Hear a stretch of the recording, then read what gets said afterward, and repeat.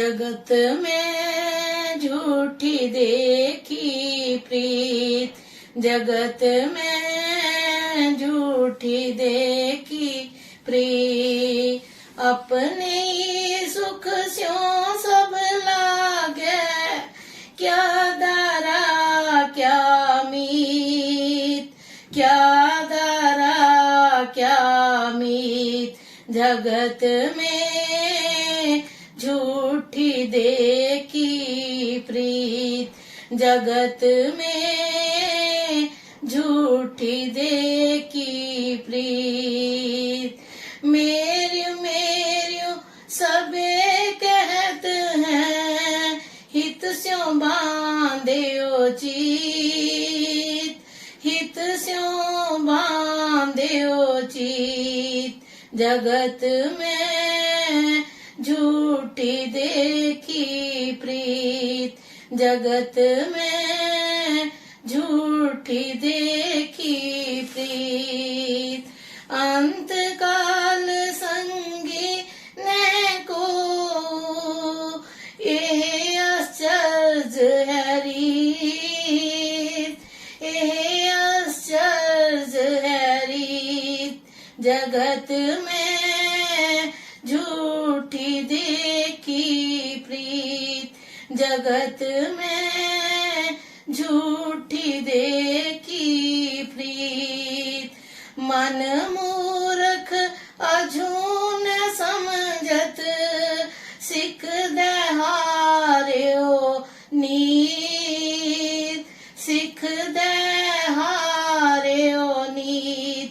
जगत में झूठी देखी प्रीत, जगत में झूठी देखी प्रीत।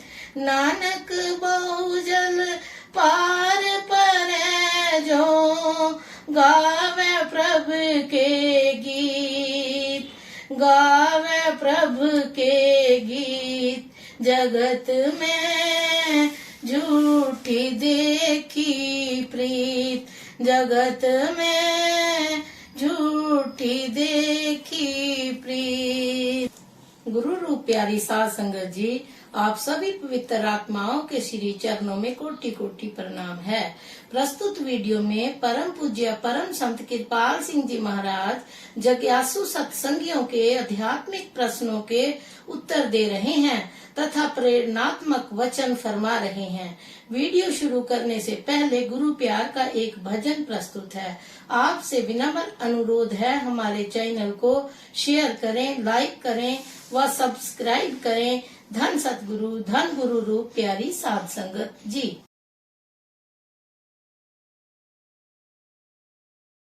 कृपाल दया करके मुझको अपना लेना, मैं शरण पड़ूं तेरी, चरणों में जगा देना। कृपाल दया करके मुझको अपना लेना, मैं शरण पड़ूं तेरी, चरणों में जगा देना।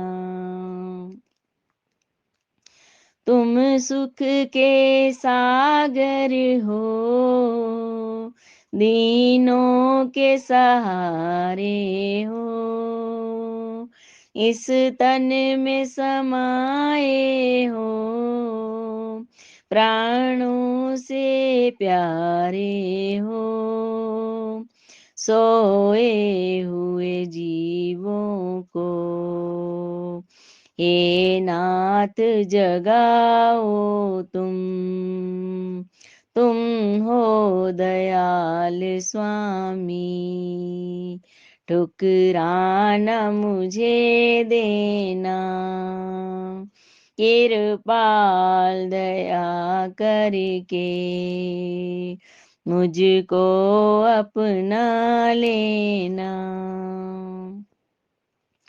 पापी अपराधी हूँ, जो कुछ भी हूँ तेरा हूँ, बस कुछ न चले मेरा, माया से घेरा हूँ, मेरी नाव भंवर डोले, उसे पार लगा देना, मेरी नाव भंवर डोले, उसे पार लगा देना, अब तक तो निभाया है, आगे भी निभा देना, कृपाल दया करके मुझको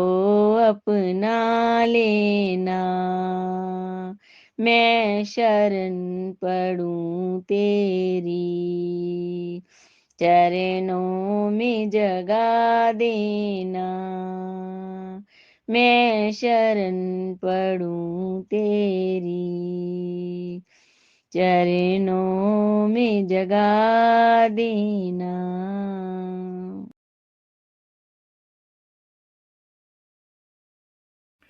गुरु रूप प्यारी सात संगत जी, परम पूज्य परम संत कृपाल सिंह जी महाराज जी दिल से दिल की बात में अपने जिज्ञासु जनों के कुछ प्रश्नों के उत्तर दे रहे हैं। महाराज जी को एक जिज्ञासु जी प्रश्न करता है, कल रात आपने जिक्र किया था कि हम छतों पर चढ़कर आपके संदेश की दुहाई दें। महाराज जी ने फरमाया, ये मेरा कथन नहीं है, यह क्राइस्ट ने कहा था। प्रश्नकर्ता ने पूछा, ठीक है, लेकिन आपका संकेत अपने संदेश की ओर भी था। महाराज जी ने फरमाया, आपका कर्तव्य है कि सच्चाई जो आपको मालूम हुई है उसके बारे में वहां अपने देश जाकर लोगों को बताएं। फिर प्रश्न किया, मैं सोच रहा था कि क्या आप अपने संदेश के प्रचार प्रसार का कोई अच्छा तरीका भी हमें बताएंगे। महाराज जी ने फरमाया, इसका फैसला तो आप ही कर सकते हैं, आप बेहतर जानते हैं आपको क्या करना चाहिए। प्रश्न हुआ, लोगों को बताने के लिए हम कला का प्रयोग करें तो कैसा रहेगा। हम कलात्मक रूप से अपनी कहानी मात्र अखबारों में, रेडियो पर और टीवी द्वारा ही प्रसारित ना करें, अन्य दूसरे प्रचार माध्यम का भी प्रयोग करें, जैसे नावल है, नाटक है, कविता है। हम क्यों ना नावल और नाटक लिखें या कविता के माध्यम से अपनी कहानी बयान करें। फिर संगीत है, संगीत के बारे में आपका क्या ख्याल है। क्या हम प्रचार के लिए इन सभी कलाओं का सहारा ले सकते हैं। महाराज जी ने फरमाया, संगीत और कविता दोनों अलग अलग चीजें हैं। हाँ, टीवी पर प्रचार का बहुत अच्छा माध्यम है। जब मैं अमेरिका गया तो वहाँ टीवी पर मेरा प्रोग्राम हुआ। वो प्रोग्राम उसी समय दूसरे शहरों के टीवी स्टेशनों पर भी साथ साथ प्रसारित हो रहा था और कई शहरों से टीवी दर्शक भेंटकर्ता के माध्यम से मुझसे सवाल पूछ रहे थे। कभी किसी स्टेशन से, कभी किसी से कोई टीवी दर्शक टेलीफोन द्वारा अपना सवाल बताता, भेंटकर्ता के माध्यम से सवाल मुझ तक पहुंचता और मुझे टीवी पर तत्काल जवाब देना पड़ता था। मुझसे भेंट वार्ता एक शहर के टीवी पर ही हो रही थी, लेकिन सवाल पूछने वाले कई शहरों में फैले हुए थे और वो अपने अपने घरों से सवाल भेज रहे थे। भेंटकर्ता करने वाला मेरे जवाब सुनकर ऐसा प्रभावित हुआ कि उसने नाम ले लिया। कहने लगा, मुझे अभी नाम दो। कहने का मतलब ये है कि जब आप आंखों से देखते हैं कि किसी बात सही है और उसके बारे में कोई संशय आपके मन में नहीं रहता, तो आपका कर्तव्य हो जाता है कि दूसरे लोगों को बताएं, उनसे कहें, प्रिय मित्र, आप देह रखते हो, बुद्धि भी रखते हो, आप आत्मा भी रखते हो, जो आपका अपना आपा है। देह करके कैसे ये शरीर सही रह सकता है। बड़ी तरक्की आपने की है। बुद्धि करके भी आत्मा की उन्नति के लिए आपने क्या किया है। यदि उसने इशारा पा लिया और उसके अंतर में थोड़ी सी रुचि भी है तो उसका शौक बढ़ेगा, वो कुछ और जानना चाहेगा। यदि अध्यात्म में उसकी रुचि नहीं तो चुप ही रहो। प्रश्नकर्ता ने फिर पूछा, कई युवक जो नाम ले रहे हैं अर्थात सत्संगी बन रहे हैं, वो सोचते हैं कि वो कौन सा काम करें। आप इस बात पर जोर देते हैं कि लोगों को अपने हाथों की मेहनत की रोटी खानी चाहिए। क्या आप ये सुझाव देना पसंद करेंगे कि वो जिनके अंतर में इस काम के लिए रुचि है अपने दिमाग को लघु कहानियां या नावल लिखने पर लगाएं जिनमें अध्यात्म का पुट मिला हो? महाराज जी ने फरमाया, हाँ, शौक से करें। इंसान को रोटी रोजी के बारे में आत्मनिर्भर होना चाहिए, अपने पैरों पर खड़ा होना चाहिए, नेक रास्ते से ईमानदारी से रोटी कमाओ। अध्यात्म के विषय को लेकर कहानियां लिखी जा सकती हैं। कवि हो या लेखक मौज में आए तो स्वतः स्फूर्त प्रेरणा के आधार पर लिखते चले जाएं। तबीयत पर जोर डालकर लिखना चाहें तो नहीं लिख सकते, और मौज या स्वतः स्फूर्त प्रेरणा उनकी अपनी इच्छा और बस की बात नहीं। मौज आए ना आए, कई लेखक और कवि आधी रात को उठकर लिखना शुरू कर देते हैं। वो स्वतः स्फूर्त प्रेरणा होती है और बिना किसी माध्यम के सीधी उतरती है। कई बार उन्हें पता नहीं होता कि वो क्या लिख रहे हैं, और जो कुछ वो लिखते हैं उस विषय के बारे में उन्हें कोई ज्ञान नहीं होता। जैसे अंतर से रॉ धारा आती है, वो उसे शब्दों का रूप देते जाते हैं। फिर जिज्ञासु ने प्रश्न किया, क्या आप सभी महान लेखकों पर ये बात लागू होती है कि उनकी वाणी ऊपर से उतरती है? महाराज जी फरमाते हैं, जी हाँ, इसलिए कहा गया है कभी आधा संत होता है।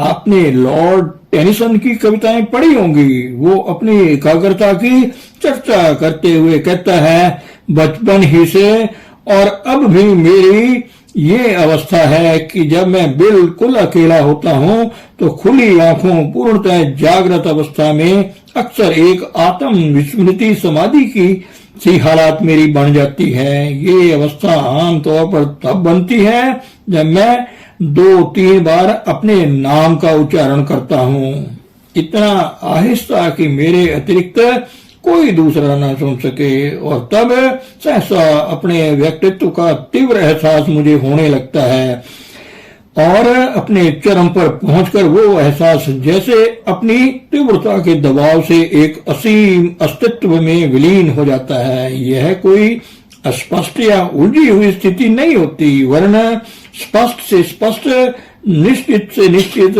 विवेकपूर्ण से विवेकपूर्ण अवस्था होती है जिसे शब्दों द्वारा वर्णन नहीं किया जा सकता। उस अवस्था में मौत ऐसी दूर परे की चीज मालूम होती है जैसे कभी आएगी ही नहीं, जैसे वो एक मजाक हो। उस वक्त व्यक्तित्व के स्वभाव की प्रतीति होती है, लगता है कि वही सच्चा जीवन है, उसके अतिरिक्त कोई दूसरा जीवन नहीं है। मैं लज्जित हूँ कि मैं उस अवस्था का वर्णन करने में असमर्थ हूँ। मेरा कथन थोथा है। मैं पहले ही कह चुका हूँ कि उस अवस्था को शब्दों द्वारा वर्णन नहीं किया जा सकता। टेनिसन ने अपने नाम का सुमिरन करके वो अवस्था प्राप्त की। हमारा अपना नाम सीमित है, हदों से घिरा हुआ है। परमात्मा का नाम असीम है, अनंत है, सब हदों से परे है। टेनिसन जन्मजात कवि थे, उनके पिता नहीं चाहते थे कि वो कवि बने। क्या सत्संगियों द्वारा कलाओं के पुनरुत्थान की कोई संभावना है? क्या हमारे सत्संगियों में इतने कलाकार उपलब्ध हो सकेंगे? महाराज जी ने फरमाया, कला से आपका मतलब क्या है? इस शब्द की बड़ी व्यापक परिभाषा है। आप कला का क्या अर्थ ले रहे हैं? प्रश्न किया। मैं उन कलाओं की बात कर रहा हूँ जिनका संबंध लेखन कला से है। महाराज जी ने फरमाया, यह चीजें अपने आप स्वतः स्फूर्त प्रेरणा से आती हैं। मुझे इस समय इसका अनुभव है। गुरुमत सिद्धांत ही को देखिए, जिसे मैंने 2 जिल्दों में लिखा है। एक भाग में 900 पृष्ठ हैं, दूसरे भाग में 1100 हैं। मैं रात 8-9 बजे के करीब गुरुमत सिद्धांत लिखना शुरू करता था और फिर लिखता चला जाता था। एक रात मैं लिख रहा था तो एक लेखक मित्र जो मेरे पास बैठे देख रहे थे कहने लगे, आप बिना रुके कैसे यह सब लिखते चले जा रहे हैं। मैं लिखता रहा, आधी रात के करीब वो फिर उठे। मैं वैसे ही लिखता चला जा रहा था। वो कहने लगे, आप इतनी तेजी से लिखते चले जा रहे हैं, कहीं कोई चीज भी सामने नहीं जिससे आप नकल कर रहे हो। आप इतनी तेजी से कैसे लिखते चले जा रहे हैं। मैंने कहा, लिखवाने वाला इतनी तेजी से लिखवा रहा है कि मैं उतनी जल्दी लिख भी नहीं पा रहा। जिज्ञासु ने प्रश्न किया, क्या आप वो उर्दू भाषा में लिख रहे थे। महाराज जी, पंजाबी में। मैंने इस तरह अंग्रेजी भाषा में भी किताबें लिखी हैं, इसी पेड़ की छाया में बैठकर। उस जमाने में वहां बैठने के लिए कुर्सियां भी पड़ी रहती थी। महाराज जी से प्रश्न हुआ, ये किताब क्या आपने हजूर बाबा सावन सिंह जी महाराज जी लिखवा रहे थे। महाराज जी ने फरमाया, वो अंतः प्रेरणा थी, उन्हीं की भेजी हुई धारा थी। प्रश्न है, हाँ, आपने गुरमत सिद्धांत पर हजूर महाराज जी का ही नाम लिखा है। महाराज जी फरमाते हैं, यह उन्हीं की बिदात है, जिनकी देन हो उनका आभार ना मानना ना शुक्रानापन है। मैंने अपनी सभी किताबों पर समर्पण के रूप में लिखा है परमात्मा के नाम और तमाम उन महापुरुषों के नाम जिनके अंतर में वो प्रभु सत्ता काम कर रही। विशेष रूप से अपने गुरुदेव परम संत श्री हजूर बाबा सावन सिंह जी महाराज जी के नाम, जिनके चरण कमलों में बैठकर मैंने उस परम सत्य का नाम का अमृत रस पान किया। ना शुक्रापन दुनिया में सबसे बड़ा गुनाह है। प्रश्न हुआ, आपके कहने का मतलब ये है कि कला की अभिव्यक्ति हर प्रकार के लोगों द्वारा हो सकती है, इसलिए ये जरूरी नहीं कि वो सत्संगियों द्वारा ही हो। चुनांचे हमें आपके संदेश को कला के द्वारा दुनिया तक पहुंचाने के विषय पर सत्संग में इतना जोर नहीं देना चाहिए। महाराज जी फरमाते हैं, मैं आपका मतलब समझ नहीं सका। क्या आपका मतलब ये है कि जिनको नाम नहीं मिला, जो नए नए सत्संग में आए हैं, उनको इस विद्या सूरत शब्द योग के बारे में कुछ ना बताया जाए? क्या आपका भाव यही है? प्रश्न हुआ, मैं यह सोच रहा था कि क्या हम अपने सत्संगी भाइयों को ये सुझाव दे सकते हैं कि वो इस बात पर विचार करें कि आप जो बात गद्य में प्रस्तुत करते हैं वो उस बात को रुचिकर ढंग से नावल या नाटक की शक्ल में पेश करने की कोशिश करें। महाराज जी फरमाते हैं, पहले तो आप सामान्य रूप से यह बात लोगों को समझाएं। देखो भाई, हम लोगों ने तन करके काफी तरक्की की है, बुद्धि का भी यथोचित विकास किया है, लेकिन आत्मा के बारे में हमने क्या तरक्की की है? क्या हमने अपनी आत्मा का विकास किया है? इंसान पूर्ण पुरुष या आदर्श पुरुष तभी बनता है यदि उसने तन मन आत्मा सभी पहलुओं में तरक्की की हो, अर्थात सर्वांगीण विकास किया हो। अन्यथा वो अपंग है, कोई अंग उसका मरा हुआ है।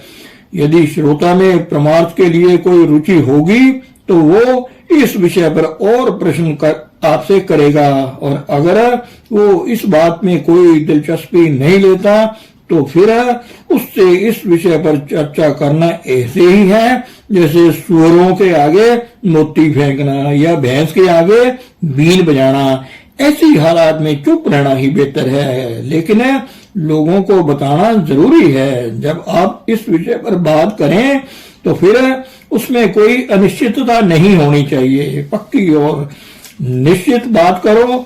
जब मैं प्रवचन करता हूं तो आपने देखा होगा कि मैं फर्स्ट पर्सन में अर्थात अपनी ओर से बात नहीं करता। मैं यह नहीं कहता कि मैं ये कह रहा हूं या मैं वो कह रहा हूं करता हूं या मेरा मत है। मैं हमेशा थर्ड पर्सन में बात करता हूं, दूसरों के हवाले से अपनी बात कहता हूं और अन्य महापुरुषों के कथनों के उदाहरण देता हूं। श्रोता जिनमें जिज्ञासा होती है, जिनके अंतर में परमार्थ के लिए रुचि है, जब कोई बात उनके दिल दिमाग में बैठ जाती है तो वो मेरे पास आते हैं। वही आते हैं जो संस्कारी लोग हैं, जिनकी भूमि बन चुकी है। दूसरे लोग नहीं आते और ना ही वो इन बातों में रुचि रखते हैं। प्रश्नकर्ता ने पूछा, सवाल पूछने के पीछे मेरी भावना ये है कि क्यों न हम आपके संदेश को करोड़ों लोगों तक पहुंचाएं, या आप ये चाहेंगे कि उसे कुछ सुने हुए लोगों के सामने ही रखा जाए? महाराज जी ने फरमाया, मेरे ख्याल में इस सवाल का जवाब यीशु मसीह द्वारा पहले ही दिया जा चुका है। उनके कथन का सार ये है कि किसान जब बीज डालता है तो कुछ बीज पथरीली धरती अथवा चट्टानों पर गिर जाते हैं, जबकि कुछ बीज तैयार की हुई भूमि पर गिरते हैं। आपको तो अपना संदेश देना ही है। सुनने वालों में कुछ तो ऐसे लोग भी होंगे जो इस संदेश को ग्रहण करने के लिए तैयार हों, तो बात करना जरूरी है। उसे ग्रहण करने वाले वही लोग होंगे जो तैयार हो चुके होंगे। प्रश्न हुआ, तो आप इस बात की सिफारिश करते हैं कि आपका संदेश ज्यादा से ज्यादा लोगों में फैलाया जाए कि शायद किसी की नजर पड़ जाए, कोई उसे सुन ले। महाराज जी फरमाते हैं, बाइबल के कथन का हवाला देते हैं महाराज जी, जिनकी आंखें खुली हैं वो देखें, जिनके कान खुले हैं वो सुने। आंखें रखते हुए भी कहीं नहीं देखते, कान होते हुए भी कहीं नहीं सुनते। यीशु का दूसरा कथन भी है इस संदर्भ में, जो जिस चीज तुमको दी गई है छतों पर चढ़कर उसकी दुहाई दो, उसके बारे में लोगों को बताओ। यीशु का ये संदेश मुक्ति का संदेश है, परंतु उस संदेश को सुनने वाले कितने थे? आपके संदेश को सुनने वाले वही लोग होंगे जिन्हें प्रभु भेजता है, जो तैयार हैं, जिनकी पृष्ठभूमि है। बढ़ा चढ़ाकर बात कहने की जरूरत नहीं है, केवल तथ्य प्रस्तुत करो। जिनके कान खुले हैं और जो तैयार हैं वही इस संदेश को सुनेंगे, आपके पास आएंगे। कुछ लोग ऐसे हैं जो तलाश में हैं। हर आदमी सत्य का खोजी नहीं है। जो खोजी है उन्हें थोड़ा संकेत चाहिए, बस इतना ही आपका काम है। प्रश्न हुआ, क्या हम समाचार पत्रों में भी लेख छपवाएं? प्रचार के लिए टीवी एवं रेडियो की सहायता भी लें? महाराज जी ने फरमाया, मेरे ख्याल में कोई हर्ज नहीं है, परंतु केवल सच्चाई को पेश किया जाए। बढ़ा चढ़ाकर बात ना की जाए, झूठ ना बोला जाए, कोई गलत बात ना कही जाए। कुछ लोग गुरु का नाम ऊंचा करने के लिए कई किस्म की बातें अपनी तरफ से लगा देते हैं। ऐसी बात नहीं होनी चाहिए। जो लोग तैयार हैं वो इस चीज को खोज रहे हैं, निस्संदेह ऐसे लोगों को रास्ता मिलेगा, जैसा कि पहले होता रहा है। जो लोग सत्य को पाना चाहते हैं वो आकर व्यक्तिगत अनुभव की पूंजी प्राप्त कर सकते हैं। प्रश्नकर्ता ने प्रश्न किया, आपके ख्याल में उपदेश या आह्वान जैसी कोई बात ना कही जाए, ना किसी को अपना धर्म बदलने के लिए कहा जाए। हमारा काम मात्र घोषणा तक ही सीमित रहना चाहिए। महाराज जी फरमाते हैं, सिर्फ बताओ लोगों को, बढ़ा चढ़ाकर बात ना करो, सिर्फ फैक्ट्स, तथ्य पेश करो। जितनी बात है उतनी कहो, न कम न ज्यादा। आप अध्यात्म के विषय पर लेख भी अखबारों में दे सकते हैं। ऐसे लेख अखबारों में छुपाए जा सकते हैं। कई पत्र हैं जो यदा कदा इस विषय पर लेख छापते रहते हैं। आप लोगों में से कई उनके संपादकों से परिचित होंगे। ऐसे लेख छपवाने के लिए उन्हें कुछ देना भी पड़ता है, ये मैं नहीं जानता। लोग अक्सर उन्हें कुछ देते हैं। मेरे ख्याल में रुपया देकर कोई चीज छपवाने की जरूरत नहीं होनी चाहिए। प्रश्नकर्ता ने पूछा, दूसरे शब्दों में आपका सुझाव ये है कि विज्ञापन के रूप में नहीं, लेख के रूप में ये मजमून अखबारों में छपवाए जाएं। महाराज जी ने फरमाया, मेरा सुझाव ये है कि खुशकिस्मती से जो तथ्य आपको मालूम हुए हैं लोगों को बताओ। जो चीज की परमार्थ की तलाश में है उनके आगे पेश करो। मात्र तथ्य, जितनी बात है उतनी ही कहो, न कम न ज्यादा। कई बार लोग लंबी चौड़ी घोषणाएं करते हैं जिनसे गलतफहमी फैलती है। फिर प्रश्न किया, क्या आप ये सुझाव देना चाहेंगे कि अखबारों में लेख तथा विज्ञापन देकर अध्यात्म के बारे में प्रयोग सिद्ध व अनुभव आधारित तथ्यों के लोगों के सामने रखना हमारी सत्संग शाखाओं का पहला काम हो? इस काम को अन्य दूसरे कामों पर प्राथमिकता दी जाए। महाराज जी ने फरमाया, अगर आपको मालूम हो कि कोई बहुत ही अच्छी, बहुत कीमती चीज है आपके हाथ आई है, तो स्वाभाविक है कि आप दूसरों को भी उसके बारे में बताना चाहेंगे। लोग अक्सर उसी चीज में दिलचस्पी लेते हैं जिसके बारे में अतिशयोक्ति की जाए, बढ़ा चढ़ाकर बात की जाए, लंबे चौड़े दावे किए जाएं। अब अध्यात्म या आत्मज्ञान एक ऐसा विषय है जिसे सिद्ध और प्रमाणित नहीं किया जा सकता। कितने लोग हैं दुनिया में जो सुमिरन ध्यान में बिठाकर तत्काल कोई चीज व्यक्तिगत अनुभव दे सकते हैं। कोई विरला ऐसा अनुभवी पुरुष मिलेगा जो इस चीज को परमार्थ की खोज में जो है वही आपकी बात सुनेंगे। 1 करोड़ की आबादी में मुश्किल से 15-20 आदमी ऐसे मिलेंगे जो आपकी बात में दिलचस्पी लें। रेडियो और टेलीविजन द्वारा इस बारे में सूचना प्रसारित की जा सकती है, मगर जो बात कही जाए वो सही हो, कोई गलत बात ना कही जाए और अतिशयोक्ति से काम ना लिया जाए, बढ़ा चढ़ाकर बात ना की जाए, वो गलत है। कई बार लोग जोश में आकर बढ़ा चढ़ाकर बात कर जाते हैं जिससे लोगों के मन में बड़ी बड़ी आशाएं जाग उठती हैं जो पूरी नहीं होती। मैं एक मिसाल देता हूँ। न्यूयॉर्क से एक व्यक्ति मेरे पास आया। परमात्मा जाने उसे वहां क्या क्या कुछ कहा गया, क्या क्या आश्वासन दिए गए। वो यहाँ आया, उसे भजन पर बिठाया गया, उसे रोज तेज रोशनी सूर्य की अंतर में आई। नाद श्रवण अर्थात भजन की बैठक में उसे वायलिन का शब्द अंतर में सुनाई दिया। अब ये अच्छा अनुभव था। मैंने उसे बताया, ये तो शुरुआत है, थोड़ी पूंजी दी गई है। शुरू में नियमित रूप से अभ्यास करोगे तो ये पूंजी दिनों दिन बढ़ेगी। परमात्मा जाने उसके दिमाग में लोगों ने क्या उम्मीदें भर दी कि उसे निराशा हुई। वो व्यक्ति ये आशा लेकर आया था कि वो हवा में उड़ने लगेगा या ऐसा कोई अनुभव उसे होगा। फिर टीवी वाले ने प्रश्न किया, क्या कभी रेडियो और टीवी वाले भी आश्रम की गतिविधियों की, समागमों की रिपोर्ट लेने के लिए आपके आश्रम में आते रहते हैं?